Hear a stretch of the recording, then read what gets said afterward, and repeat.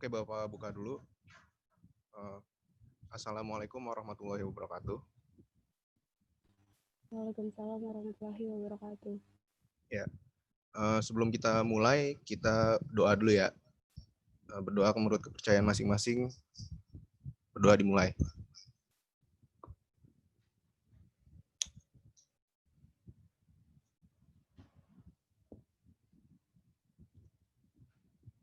Ya, berdoa selesai.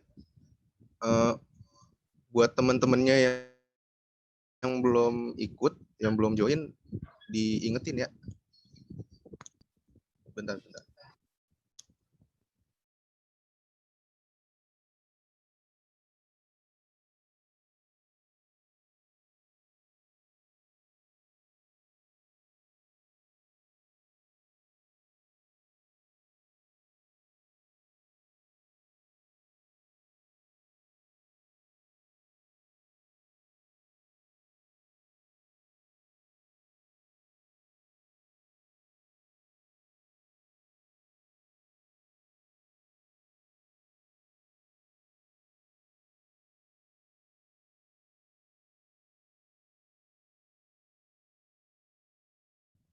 Ya, oke.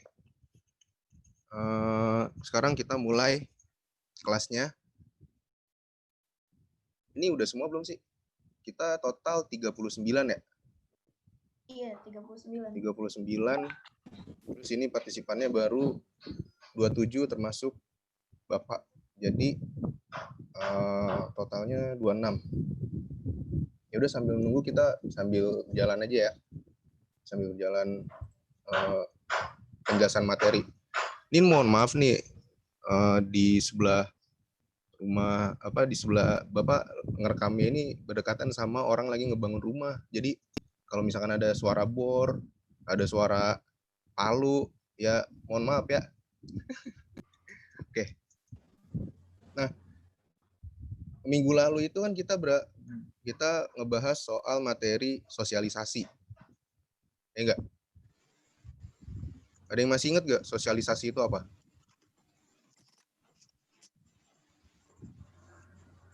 Coba salah satu.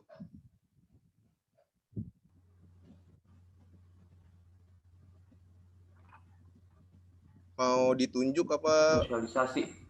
Iya, sosialisasi. Pak, boleh Pak. Oke, Fazel. Sosialisasi Mana, itu transfer kebiasaan atau nilai aturan dari dari satu generasi ke generasi lainnya. Gitu. Oke. Dalam sebuah kelompok atau masyarakat. Dalam sebuah kelompok atau masyarakat. Nah, orang yang mentransfer nilai itu disebut apa? Apa? Kurang tahu ya, lupa ya. Agen sosialisasi, benar. Jadi tadi kata Fazel itu proses transfer kebudayaan, proses transfer kebiasaan dari generasi satu ke generasi lainnya. Nah, sebetulnya sosialisasi itu aktornya itu cuma ada dua, yaitu ada agen sosialisasi dan penerima sosialisasi atau objek dari sosialisasi itu sendiri, yaitu orang yang dibentuk. Kayak misalnya kalian kan pasti sering banget dinasehatin sama orang tua, ya gak? Sering dinasehatin sama orang tua soal kalau ketemu orang tua yang lebih tua, salam, jangan lupa salim, yang sopan, santun, segala macem. Nah, itu proses sosialisasi yang dilakukan orang tua kalian kepada kalian. Gitu. Nah, hari ini kita bakal ngebahas soal pembentukan kepribadian. Ada yang udah baca belum? Yang modul yang Bapak kasih semalam? Ada yang udah baca belum?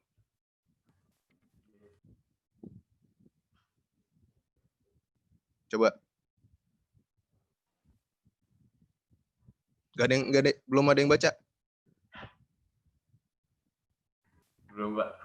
Belum. Coba menurut kalian apa hubungannya proses sosialisasi itu tadi terhadap pembentukan kepribadian seseorang? Apa hubungannya? Kan tadi sosialisasi itu proses transfer nilai, budaya, kebiasaan, dan lain sebagainya dari agen sosialisasi kepada orang, kepada individu, gitu kan. Nah, apa kaitannya proses sosialisasi tersebut dengan pembentukan kepribadian seseorang? Coba.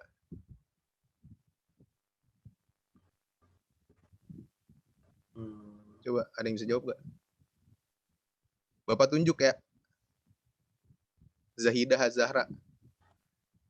Meniru kebiasaan, misalnya anak kecil meniru kegiatan orang tuanya yang dia lihat. Ya, oke. Terus? Bisa jadi gini, Pak. Gimana? Misalkan nih, polisi itu sosialisasi apa itu polisi ke sekolah-sekolah. Oke. Kan secara nggak langsung berarti mungkin ada beberapa orang yang, wah, ntar gue menjadi polisi nih, keren gitu, Pak. Nah, oke. Berarti di sini ada semacam apa ya? Semacam motivasi yang ditanemin sama orang lain terhadap kita gitu ya. Kayak misalkan tadi polisi itu kita ngerasa bahwa polisi itu keren pas mereka datang ke sekolah kita untuk main siapa itu? Oke, lanjut. Nggak apa-apa. Nah, jadi di sini proses sosialisasi itu berkaitan dengan pembentukan kepribadian. Kenapa? Karena benar, kalau kata Zahidah Zahra tadi, bahwa seseorang itu dibentuk oleh orang lain, dan proses sosialisasi tadi itu membentuk kepribadian seseorang. Nah, kita bakal ada PPT di sini. Bapak akan share screen dulu sebentar. Oke, udah keluar belum PPT-nya? Udah, Pak. Udah. Oke. Nah, di sini ditulis sosialisasi dapat membentuk kepribadian seseorang. Hal tersebut disebabkan karena sosialisasi telah menginternalisasi dalam diri seseorang. Apa itu menginternalisasi? Internalisasi itu adalah ketika nilai dan norma yang diajarkan sama orang tua kalian itu tertanam dalam diri kalian, sehingga kalian berperilaku sesuai dengan nilai dan norma yang berlaku. Gitu. Coba sampai kalian di sini ada gak nilai atau norma yang diajarkan sama orang tua kalian yang sampai sekarang kalian masih pegang?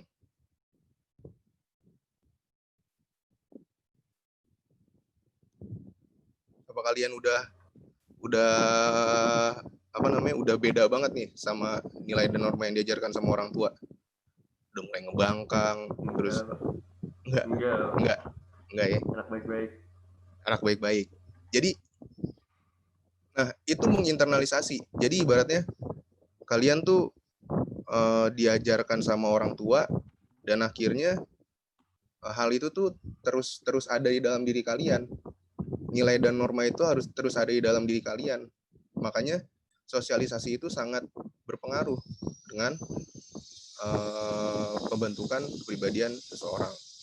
Nah, kajian kepribadian dalam sosiologi ini dibahas sama tokoh, yaitu tokohnya ini namanya George Herbert Mead. Menurutnya ini individu atau self, identitas khas seseorang yang dikembangkan melalui interaksi sosial. Nah, kalau kita ngomongin soal interaksi sosial itu kan sebetulnya sehari-hari kita pasti ngelakuin ya, mulai dari sama teman, sama orang tua. Di rumah pasti kalian ngobrol sama orang tua, pasti kalian paling enggak pernah ditanyain, udah makan belum? Gitu. Ya udah, Mak. Nah itu kan interaksi, ya kan? Nah, interaksi ini yang menjadi proses pembentukan diri, ciri khas seseorang. Nah, di sini ada empat tahap, yaitu ada preparatory stage, play stage, dan game stage, dan generalized other. Nah, kita masuk ke preparatory stage dan play stage dulu. Coba kalian baca dulu. Preparatory stage terjadi pada masa kanak-kanak di saat individu hanya dapat meniru cara berinteraksi orang dewasa, seperti cara berbicara, cara berekspresi, dan sebagainya. Kira-kira tahapan preparatory stage ini terjadi pada saat kalian umur berapa? Tahun 2 tahun. Batita. Batita. Bocah, Pak. Iya, bocah. Bocah tuh umur berapa ya kira-kira? Segitu deh. Terus gini. Berapa ya? 1 tahun, 2 tahun lah ya? Ya enggak? Iya. Kayak kalian belum bisa ngomong makan gitu. Biasanya ngomong mam. Itu kan hasil dari kalian menirukan orang tua kalian ngomong makan. Tapi kalian cuma bisa ngomong mam. Mama, mam, mak mau gitu misalnya. Itu kan menirukan. Jadi menirukan kalian itu menirukan orang tua kalian. Entah cara berperilaku, cara berekspresi dan lain sebagainya. Cara berekspresi juga kayak gitu. Kalian pasti tahu cara berekspresi, marah kayak gimana, sedih kayak gimana, itu dari orang tua kalian atau dari TV misalnya. Makanya banyak anak-anak kecil yang disuruh sama orang tuanya, muka jelek mana, muka jelek gitu. Terus anaknya niruin muka jelek. Nah, itu kan meniru cara berinteraksi orang dewasa. Itu preparatory stage atau tahap persiapan. Gitu. Nah, setelah itu ada tahap play stage. Di tahap ini anak-anak mulai mengambil peran yang mungkin dimiliki orang lain. Jadi anak-anak mungkin mencoba dari sudut pandang orang tua dengan memerankan perilaku dewasa. Nah, kira-kira ini tuh contohnya seperti apa? Di sini anak-anak ini mulai mengambil peran yang mungkin dimiliki orang lain. Coba.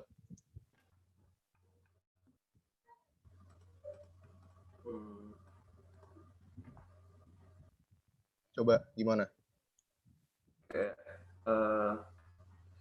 beresin kasur gitu, Pak. Kenapa beresin kasur? Iya. Berdandan, Pak, ngikutin orang tuanya, lihat orang tuanya. Misalkan, Pak. Nah, oke.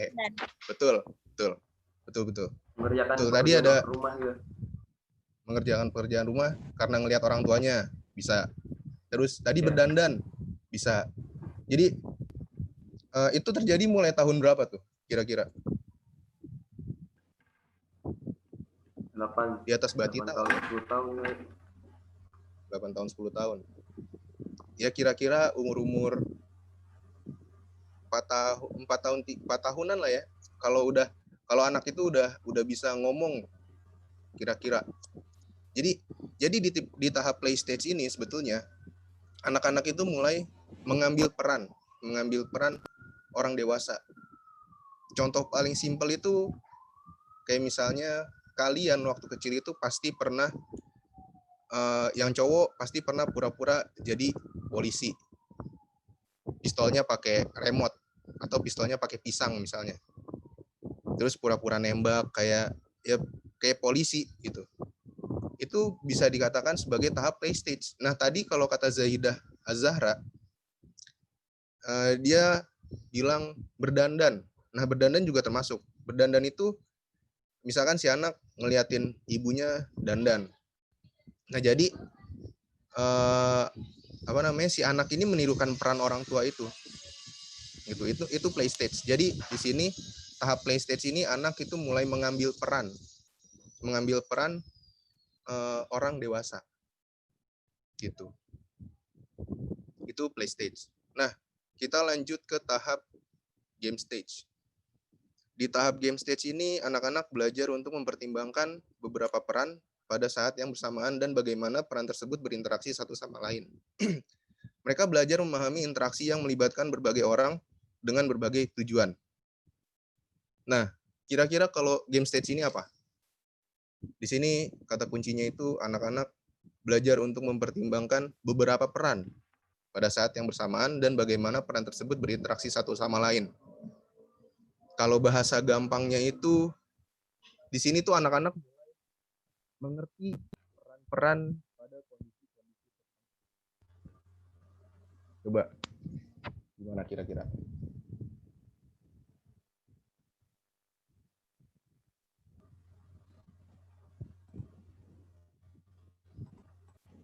Kayak misalkan dia tuh tadinya pas kecil dia suka ngikutin orang tuanya. Pas dia udah gede tuh dia udah sadar sendiri kalau dia ngejalanin hidupnya sendiri gitu loh, Pak. Dan nggak copas orang tuanya gitu. Oke, bisa masuk. Coba jawaban lain. Jawaban lain.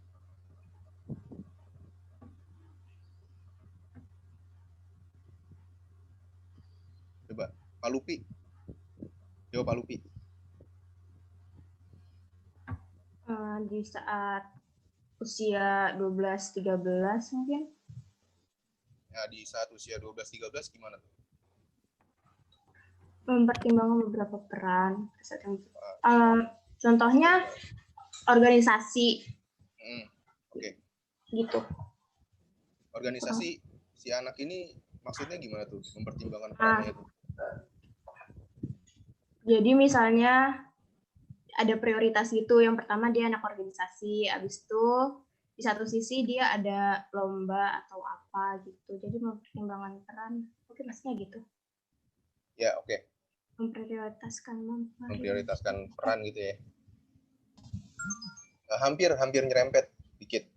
Bagus jawabannya Pak Lupi. Coba saya minta lagi jawaban dari Nopal.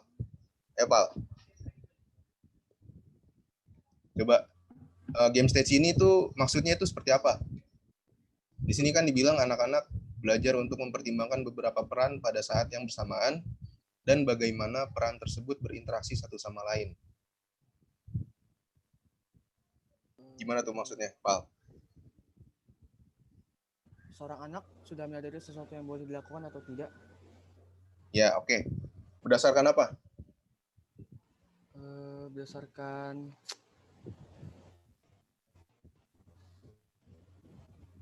tadi benar tuh jawabannya tuh. Seorang anak mulai mengetahui apa yang boleh dikerjakan atau tidak. Berdasarkan apa tapi? berdasarkan sesuatu yang sudah diajarkan orang tuanya, Pak. Ya, oke, bisa masuk. Nah, jadi sebetulnya kalau di game stage ini contoh gampangnya itu gini. Kalian pasti main bola itu awal-awal kalian kecil gitu, kalian main bola pasti cuma nendang doang, ya enggak? Kalian belum ngerti di permainan bola tuh ada striker, ada sayap, ada gelandang, ada kiper, ya enggak? Nah, mulai umur berapa nih kalian nih yang pernah main bola, mau cewek mau cowok? Mulai umur berapa kalian paham bahwa kiper itu tugasnya jagain gawang. Terus selain kiper ada peraturan yang nggak ngebolehin pemain itu megang bola. Itu mulai tahun berapa kalian tahu aturan dalam sepak bola itu? SD, Pak. Coba. SD. Umur berapa kira-kira? Kelas 4 mungkin. Kelas 4 ya. Kelas 4. Iya. Nah, itu kan bisa dibilang peran. Jadi kiper, terus gelandang, back, itu kan peran. Nah, ketika kalian tahu peran-peran di masyarakat, kita ambil contoh tadi di sepak bola. Peran-peran di sepak bola ini, kalian tahu nih, kiper itu tugasnya apa, terus gelandang itu tugasnya apa, striker itu tugasnya apa, terus aturan-aturannya itu yang nggak dibolehin itu seperti apa. Nah, itu masuk ke tahap game stage. Gitu. Kalau kata Pak Lupi tadi, dia ngomong bahwa organisasi. Jadi organisasi itu katanya memprioritaskan peran. Nah, itu sebetulnya kalau kita ambil dari contoh organisasi itu, kita bisa lihat gini. Kalian di sini udah ada yang gabung OSIS belum sih? Udah ada belum? Belum ada ya? Apa, Belum Pak? ada. OSIS. OSIS lagi Lagi kaderisasi ya? Oke. Nah, di OSIS itu kan ada beberapa peran kan? Ada ketua OSIS, terus ada wakil ketua OSIS, ada pembina OSIS, yang biasanya guru, dan peran-peran lainnya. Nah, anak umur kalian, itu kalian pasti udah tahu perannya. Ketua OSIS itu tugasnya apa, terus wakil ketua OSIS itu tugasnya apa, dan lain sebagainya. Nah, berarti kalian udah ada di tahap game stage. Jadi anak ini mulai mengetahui untuk mempertimbangkan beberapa peran pada saat yang bersamaan dan bagaimana peran tersebut berinteraksi satu sama lain. Kayak misalnya ketua OSIS, wakil ketua OSIS, pembina OSIS, sekretaris, bendahara, dan lain sebagainya. Itu kan pasti saling saling berkaitan. Ya enggak? Nah, jadi di sini tuh kalian udah paham di tahap game stage ini, kalian itu udah paham peran-peran tersebut di organisasi, di masyarakat, dan lain sebagainya. Itu game stage. Nah, tahapan terakhir ini adalah generalized other, yaitu tahapan yang merupakan ekspektasi perilaku umum masyarakat pada tahap perkembangan ini, seseorang individu mampu membayangkan bagaimana ia dipandang oleh satu atau banyak orang lain. Nah, di tahap terakhir ini sebetulnya kita seorang anak ini udah tahu bagaimana dia harus bersikap di masyarakat. Kayak misalnya nih, misalkan kalian perempuan. Terus kalian tinggal di daerah rumah yang bisa dikatakan memiliki pandangan perempuan pulang malam itu negatif, gitu kan? Nah, di tahapan ini kalian udah paham, udah sadar bahwa kalau kalian pulang malam, ya kalian akan dicap negatif sama masyarakat. Nah, jadi di tahap generalized other ini, seseorang anak itu udah mulai mengerti bagaimana masyarakat itu ada nilai dan normanya. Makanya banyak kan anak kecil yang sembarangan, yang dia main petasan depan masjid, orang lagi tarawih dia main petasan. Karena mereka belum tahu konsekuensi dari apa yang mereka perbuat di masyarakat. Mereka belum nyampe di tahap terakhir ini, tahap generalized other ini. Gitu. Jadi di sini ini 4 tahap tentang bagaimana seseorang individu itu terbentuk perkembangan kepribadiannya, gitu. Nah, sampai sini ada yang mau ditanyain nggak?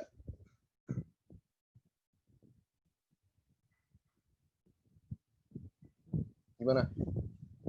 Ada yang mau ditanyain nggak? Ini nanti kita bakal ada sesi tanya jawab sama sesi diskusi, sekalian sesi diskusi di WA group. Jadi supaya kalian ngejawabnya bisa lancar, kalau misalkan masih ada yang dibingungin dari tahapan-tahapan tadi itu, kalian bisa tanya sekarang. Saya mau nanya deh, Pak. Kenapa? Sofi. Kalau misalkan ada kayak kakak sama adik nih, terus kakaknya nih kayak berbuat salah gitu, kayak misalkan dia main game mulu, terus kayak sampai ibunya gitu marah mulu gitu ke dia, kayak nasihatin. Terus adanya tuh kayak mulai ikut nasihatin kakaknya juga, itu termasuk ke dalam apa, Pak? Masuk ke dalam maksudnya apa tuh? Kayak itu tuh play stage gitu bukan, Pak? Play stage-nya. Oke. Kita lihat dulu nih si kakaknya ini tuh dia main game itu dengan apa? Dengan motivasi apa? Kan ada orang yang main game itu karena pengen apa namanya? Karena hobi, atau ada yang iseng-iseng doang karena pengen karena dia punya waktu luang. Ya enggak? Atau dia main game ya emang karena dia nggak tahu aturan dan lain sebagainya. Nah, kira-kira dari yang tadi Bapak sebutin, kira-kira si kakak ini yang mana nih? kayak yang nggak tahu aturan gitu sampai kayak lupa waktu, Pak. Kalau kakaknya ini nggak tahu aturan, nggak tahu apa, lupa waktu, berarti dia belum masuk ke tahap generalized other, karena dia nggak tahu norma yang ada di keluarga itu, gitu. Jadi sebetulnya tahapan tadi tuh kita nggak bisa ngelihat dari umur. Kita nggak bisa ngelihat dari umur pastinya. Kayak misalkan tadi kan kalau dari kasus yang diajuin sama Sofi itu, adiknya malah nasehatin kakaknya, ya enggak? Adiknya malah nasehatin kakaknya. Terbalik.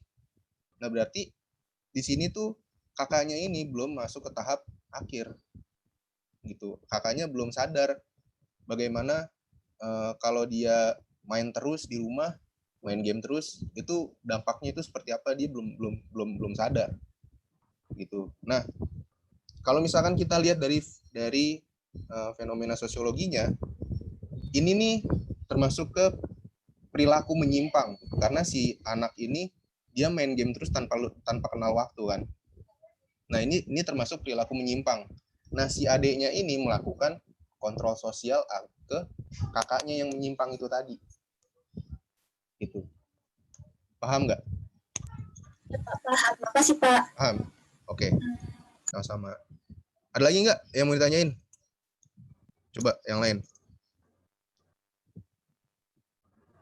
Nggak ada. Cukup. Udah. Cukup ya. Oke. Kita bakal, abis ini kita bakal ada sesi tanya jawab. Kalau misalkan nanti ada yang mau nanya lagi di WA, silahkan. Kalau nggak ada yang mau nanya, nanti Bapak akan kasih soal untuk kalian jawab. Oke? Ya. Sekian Zoom Meet kali ini.